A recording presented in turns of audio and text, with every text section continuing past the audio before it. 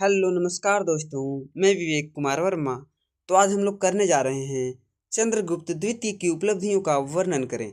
ये question semester 2 के exam में पूछे जाते हैं और ये क्वेश्चन पूछे जा चुके हैं, कई बार एग्जाम में आ चुके हैं और आशा है कि इस बार भी आ सकता है।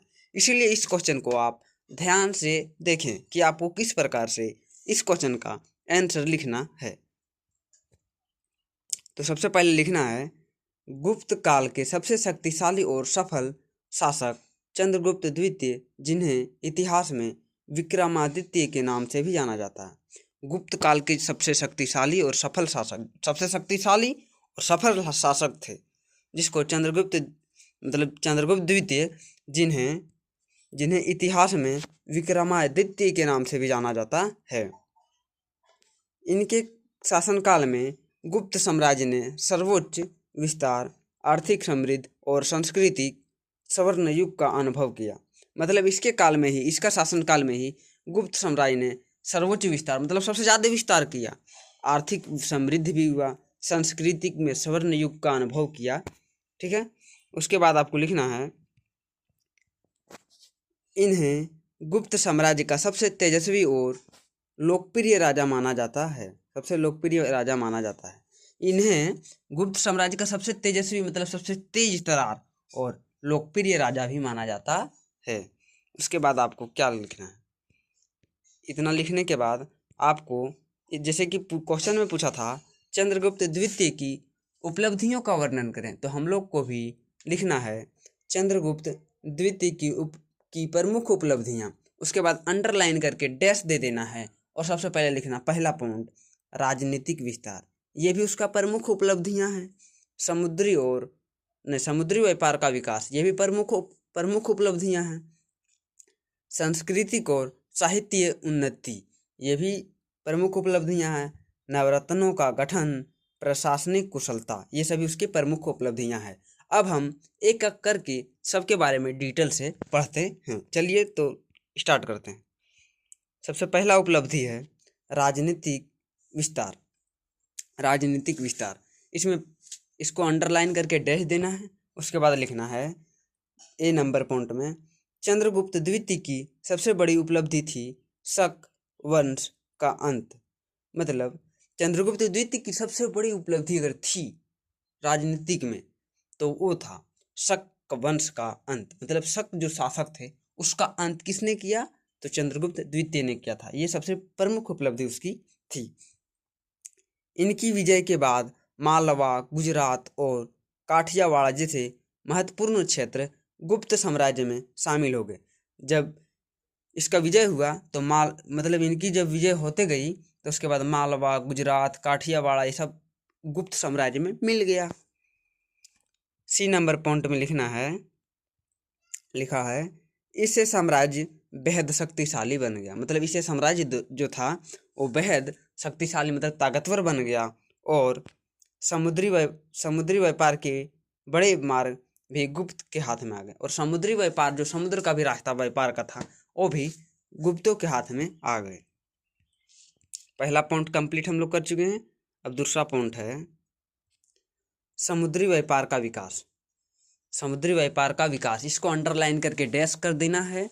उसके बाद ए नंबर पॉइंट में लिखा है, गुजरात और पश्चिमी तट पर अधिकार मिलने से गुप्त साम्राज्य का समुद्री व्यापार बहुत तेजी से बढ़ा।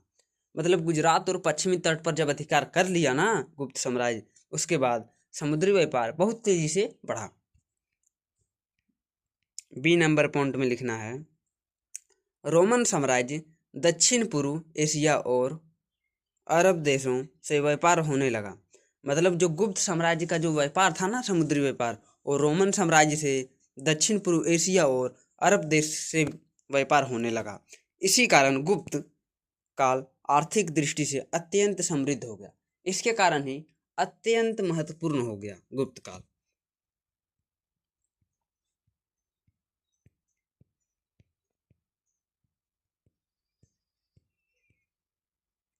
तीसरा पॉइंट, सांस्कृतिक और साहित्य उन्नति। सांस्कृतिक और साहित्य उन्नति भी प्रमुख उपलब्धियों में से है। इसको भी आपको अंडरलाइन करके डैश दे देना। उसके बाद लिखना है, इनके समय को भारतीय संस्कृति का स्वर्ण युग कहा जाता है। इनके समय को मतलब चंद्रगुप्त द्वितीय के समय को भारतीय संस्कृति का स्वर्ण युग कहा जाता है। कला, साहित्य, मूर्ति कला और स्थापत्य कला का अद्भुतपूर्व विकास हुआ। मतलब कला का, साहित्य का, मूर्ति कला और स्थापत्य कला का अभूतपूर्व मतलब विकास हुआ। कालिदास जैसे महान कवि और नाटककार इन्हीं के समय में हुए। मतलब कालिदास जैसे जो महान कवि थे, जिसके बारे में आज हम लोग पढ़ते हैं, कालिदास, वो भी चंद्रगुप्त द्वितीय के समय के ही कवि थे।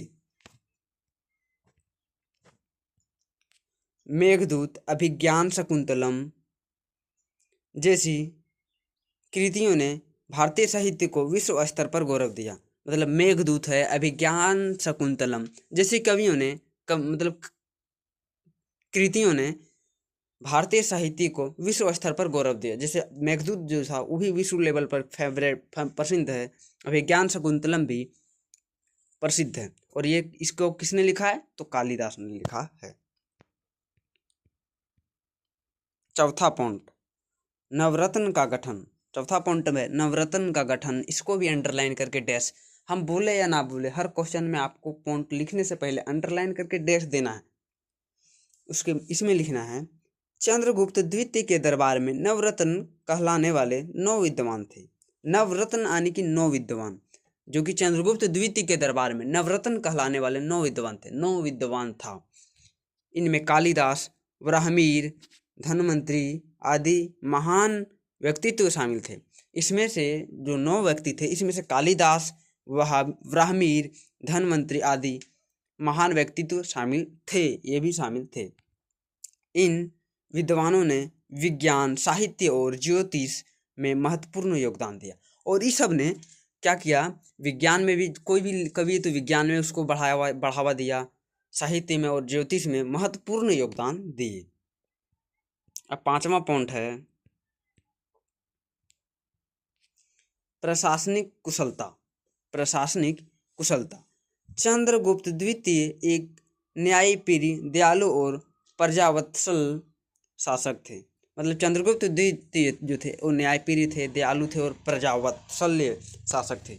इनके शासनकाल में शांति, सुरक्षा और स्थिरता बनी रही। इनके शासनकाल में शांति भी, माहौल भी अच्छा था, शांति थे, ज़्यादा नहीं था, युद्ध नहीं हुआ तो जीता सिर्फ। भूमि, राजस्व व्यवस्था, व्यापार नीति और प्रांतीय शासन में सुधार किए गए। भूमि कर जो था उसमें भी, व्यवस्था में, व्यापार नीति और प्रशासनिक प्रशासन में सुधार किए गए। जैसे कि आप जानते ही हैं, ऊपर जो हम लोग 5 गो प्रमुख बात बोले थे, 5 प्रमुख उपलब्धियां, लेकिन 5 प्रमुख उपलब्धियां लिखेंगे उसके बाद भी आपको नंबर में नहीं कटौती होगा, फुल मार्क्स मिलेगा। लेकिन हम पॉइंट ज़्यादा दे दिए, अगर आपको ज़्यादा नोट करना है तो ज़्यादा नोट आप लोग कर सकते हैं। 6ठा पॉइंट है मुद्रा प्रणाली। इनकी जारी की गई स्वर्ण मुद्राएं, जिसको गोल्ड कॉइन्स बोलते हैं, कला और सौंदर्य का श्रेष्ठ उदाहरण है। इनकी जारी की गई स्वर्ण मुद्राएं, मतलब इनके समय जो जारी की गई, या फिर इन्होंने जो जारी किया गोल्डन कॉइन या फिर स्वर्ण मुद्राएं, वो कला और सौंदर्य का श्रेष्ठ उदाहरण, मतलब कला का ही उदाहरण है ये। इन सिक्कों ने गुप्त साम्राज्य की आर्थिक शक्ति स्पष्ट होती है। इन सिक्कों से गुप्त साम्राज्य की आर्थिक शक्ति जो है, मतलब पैसा उसा के बारे में भी शक्ति स्पष्ट होता है कि इतना पैसा हुआ होगा।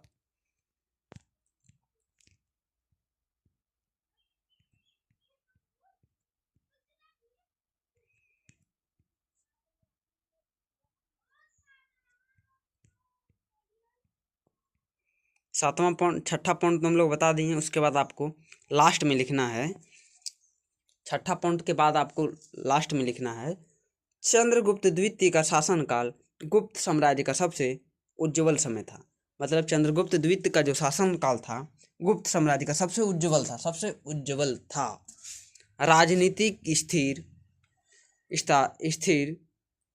व्यापारिक विकास, सांस्कृतिक उन्नति और कुशल प्रशासन, मतलब अच्छी तरीके से प्रशासन, इन सभी कारणों से चंद्रगुप्त द्वितीय को भारत के महानतम सम्राटों में से एक माना जाता है। लास्ट में आपको यही लिख देना है, और आपको पूरा मार्क्स मिल जाएगा, 1 मार्क्स भी नहीं कटेगा अगर हम जिस तरह लिखे उस तरह अगर आप लिख दिए तो आज के लिए बस इतना ही। अब मिलते हैं नेक्स्ट क्लास में या फिर नेक्स्ट वीडियो में। कोई भी क्वेश्चन आपको डाउट है तो तुरंत उसको कमेंट में बोलिए, उस क्वेश्चन को हम सबसे पहले करवाएंगे। धन्यवाद।